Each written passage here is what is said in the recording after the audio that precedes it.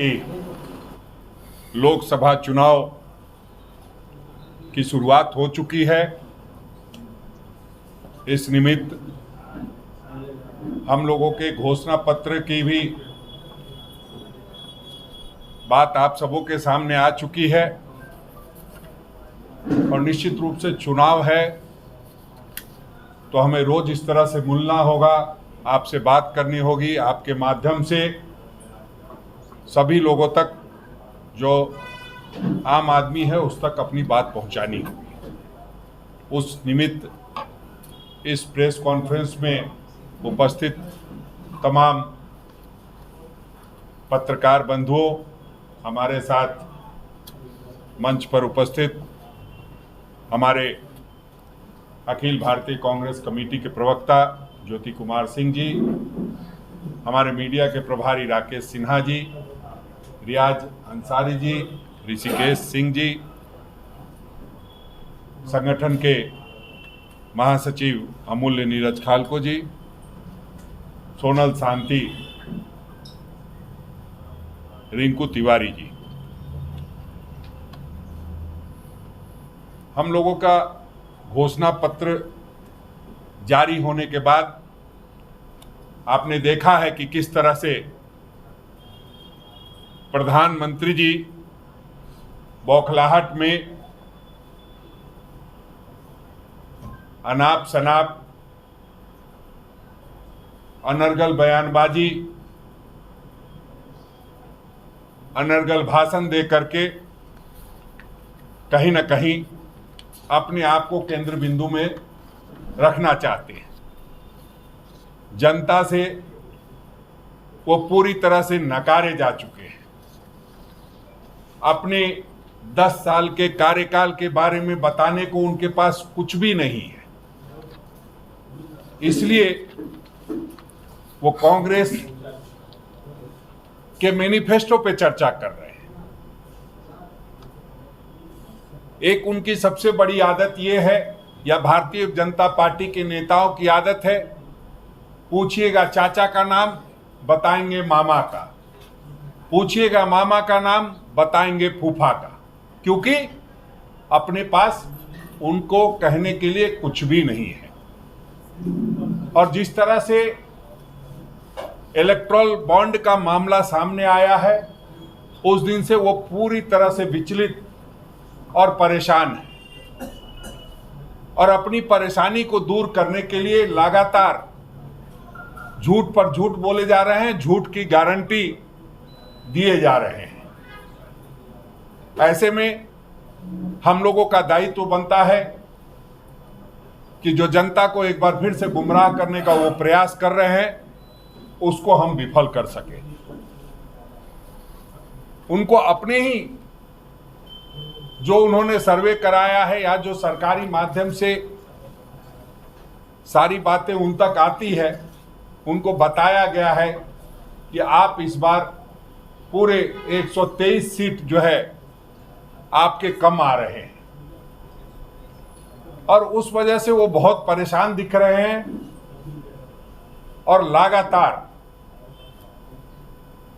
सिर्फ और सिर्फ कांग्रेस पर हमला करके, कांग्रेस के मैनिफेस्टो पर हमला करके वो अपनी ओर ध्यान आकृष्ट कराना चाहते हैं। उनको ये बर्दाश्त नहीं है कि गरीब और आम आदमी की आवाज को कांग्रेस पार्टी बुलंद करे, गरीब और आम आदमी के जेब में कुछ जा सके, उनको न्याय मिले। जब से आदरणीय राहुल गांधी जी ने भारत जोड़ो न्याय यात्रा की और उससे पहले भारत जोड़ो यात्रा की, उन्होंने लगातार लोगों से, युवाओं से, नारी से, पिछड़ों से, अगरों से, दलितों से, आदिवासियों से, अल्पसंख्यकों से, सबसे लगातार मुलाकात की और उसका जो निचोड़ आया, उससे जो सारी बातें कलेक्ट हुई, उन सबको कांग्रेस पार्टी ने अपने मैनिफेस्टो के रूप में उतारा है। और सही बात यह है कि जब हजारों हजार लोग यूं कहिए कि करोड़ों करोड़ों लोगों से उनकी मुलाकात हुई।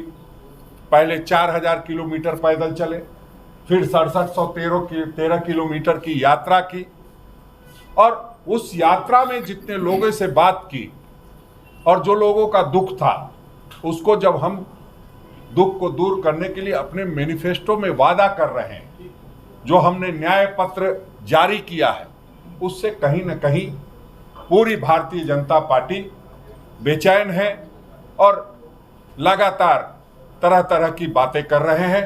मैं उनकी बातों पर नहीं जाऊंगा। हम लोग चुनाव के मुहाने पे खड़े हैं। ऐसे में एक बात का जरूर हमें आशंका है कि हमारे यहां त्योहार का माहौल है। 3 दिन के बाद ईद होगी, सरहुल होगा, उसके बाद रामनवमी है। लोगों के मन में एक डर बैठा हुआ है कि चुनाव है, कहीं चुनाव में अपने ध्रुवीकरण के फायदे को उठाने के लिए तरह तरह की साजिश करके कहीं मतों का ध्रुवीकरण नहीं कराया जाए। राज्य की जनता को अनुरोध करूंगा, क्योंकि आने वाला एक सप्ताह निश्चित रूप से पूरा धार्मिक माहौल का रहेगा और उसमें सभी लोग अपने अपने तरीके से जिस तरह से अपने धार्मिक उत्सव को मनाते हैं वो मनाएंगे। अफवाह पर ध्यान नहीं देंगे, या जो लोग इस तरह की कवायद करना चाहते हैं उनको विफल करना चाहेंगे, तो उसमें आप सभी लोगों की जरूरत है, चाहे मीडिया के साथी हो, चाहे आम आवाम हो, सबकी भागीदारी से ही ये सुनिश्चित हो पाएगा कि राज्य में और देश में अमन चैन शांति के साथ सारी चीजें हो, सारी जो धार्मिक हमारी जो त्योहार हैं वो अच्छे तरीके से हो, और जो सबसे बड़ा त्योहार है, जो लोकतंत्र का त्योहार है, जो लोकतंत्र का पर्व है, जो लोकसभा का चुनाव है, वो डिस्टर्ब नहीं हो। उसमें लोग अपने अपने तरीके से जो 10 साल में प्रधानमंत्री जी ने किया है उसका बारीकी से अध्ययन करके उसका जवाब दे सके। हमने जो हमारे राहुल गांधी जी ने जो यात्रा की है और उस यात्रा के माध्यम से घोषणा पत्र को उसमें शामिल किया है, उस पर बहुत विस्तार से हमारे साथी हैं वो बताएंगे। हम इतना ही चाहेंगे कि इस न्याय पत्र में हर उस समस्या का समाधान है जो मोदी सरकार ने पिछले 10 वर्षों में पैदा किया है, और बेरोजगारी, महंगाई, आर्थिक असमानता, किसानों की दिक्कतें, महिलाओं की असुरक्षा, यह न्याय पत्र लोगों की आवाज है और यह भारत की आवाज है। कन्याकुमारी से लेकर कश्मीर तक और मणिपुर से लेकर मुंबई तक के लोगों की आवाज है। इसको दबने नहीं देना है। आप सभी मीडिया के साथियों से भी मेरा आग्रह होगा कि जो हमारा न्याय पत्र बना है वह आप अपने माध्यम से घर घर तक पहुंचाने का काम करेंगे। ज़्यादा से ज़्यादा जब हम अपने एजेंडे पे बात करें, जब हम लोगों की समस्याओं पर बात करें, जब गरीब मजलूम लोगों की बात करें, तो कॉरपोरेट घराने के जो समर्थक हैं वो आगे आकर के उसको रोकने का प्रयास ना करें। उसमें आप सभी का सहयोग अपेक्षित है। आपने देखा है कि किस तरह से जो 5 जो स्तंभ बनाए गए हैं, जो आदरणीय राहुल गांधी जी, आदरणीय मल्लिकार्जुन खड़गे जी, आदरणीय श्रीमती सोनिया गांधी जी, आदरणीय श्रीमती प्रियंका गांधी जी, केसी वेणुगोपाल जी, जयराम रमेश जी और तमाम जो हमारे नेतागण हैं, जो हमारे प्रभारी गुलाम अहमद मीर साहब हैं, ऐसे तमाम लोगों ने अपने अपने राज्यों से एक कोशिश करके जो भी सहयोग हुआ है किया है, और उसको हम लोगों ने कलम बंद करने का काम किया है। उसमें युवा न्याय है किसान न्याय है, नारी न्याय है, श्रमिक न्याय है, और सबसे बड़ी बात जो हिस्सेदारी न्याय की करते हैं वो बात है। गिनती करो, आदरणीय राहुल गांधी जी ने कहा है। किस लिए गिनती करो? इसलिए नहीं कि कोई जात और पात की बात हो, वो इसलिए कि किस जाति को क्या मिला है। क्या केवल जाति का इस्तेमाल राजनीतिक उद्देश्यों को पूर्ति के लिए हुआ है, या वाकई में उनका कुछ उत्थान भी हुआ है? लगातार प्रयास करने के बावजूद वो जिस पायदान पे रहने चाहिए थे वो नहीं दिखाई देते हैं, ऐसा राहुल जी को महसूस हुआ है और ऐसा हमें महसूस होता है। तो सबसे पहली बात क्या है? गिनती करनी है कि कौन कहाँ है और किस हालात में है। इसलिए हम लोगों ने आर्थिक और जातिगत जनगणना की बात की है। और आप जनगणना की बात जब करते हैं तो दुख होता है कि इस प्रदेश में हम रहते हैं और हमारे प्रदेश के लोगों के लिए जो सेंसस का परफॉर्मा है उसमें जगह नहीं है, जिसकी मांग हम लोग लगातार करते आए और हम लोगों ने विधानसभा से उसको पारित करने का काम किया है। सरना धर्म कोड, सरना धर्म कोड हम इसलिए चाहते हैं कि आदिवासियों की भी गिनती हो सके। आप गिनती नहीं होने देना चाहते हैं, इसलिए आपके 12 सांसद ने कभी इसके प्रति कोई संजीदगी नहीं दिखाई। में इसकी आवाज बुलंद हो, लेकिन दुर्भाग्य ये जो 12 सांसद हैं झारखंड के, इन्होंने कभी इस बात की चिंता नहीं की कि उनका भी एक धर्म है और उनका भी एक सेंसस में उनकी जगह होनी चाहिए।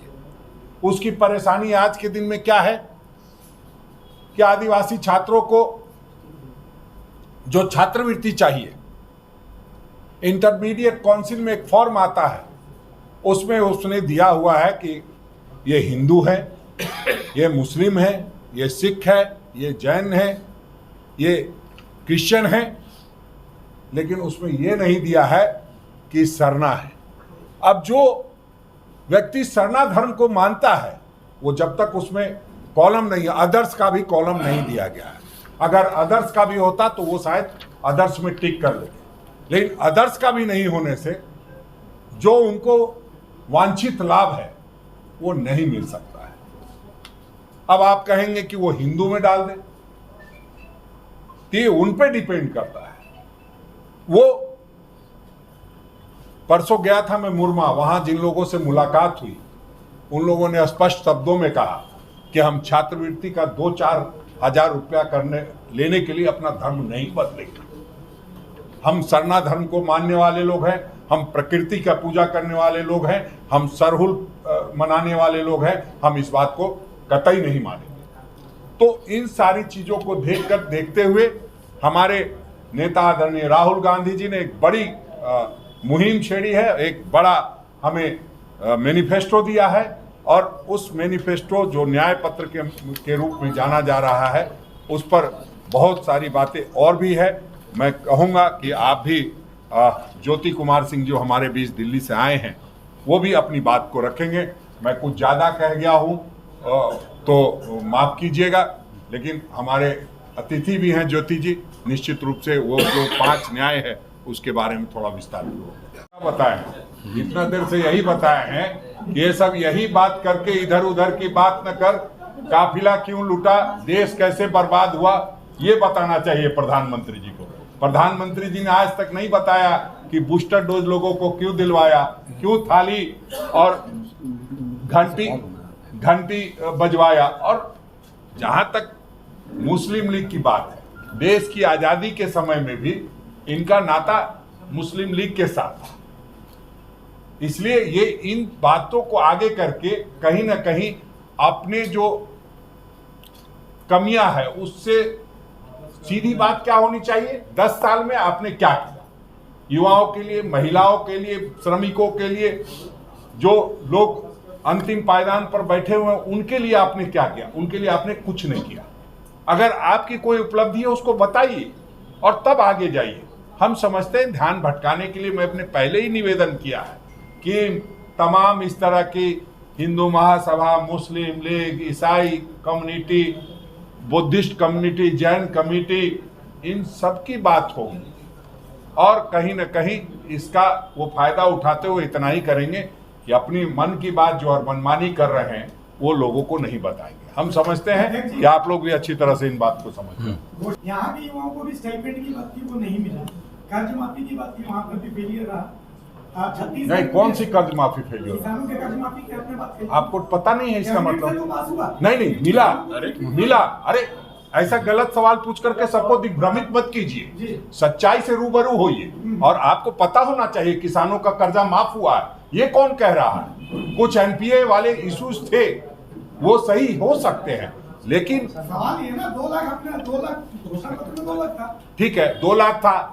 आपने राज्य की स्थिति बर्बाद करके रखी हुई थी, डबल इंजन की सरकार थी, लूटने का काम किया, सफेद हाथी उड़ाने का काम किया, मुख्यमंत्री को उन्हीं के मंत्री ने चुनाव हरा दिया भ्रष्टाचार के मुद्दे पर, जीएसटी का पैसा नहीं देना, रॉयल्टी का पैसा नहीं देना।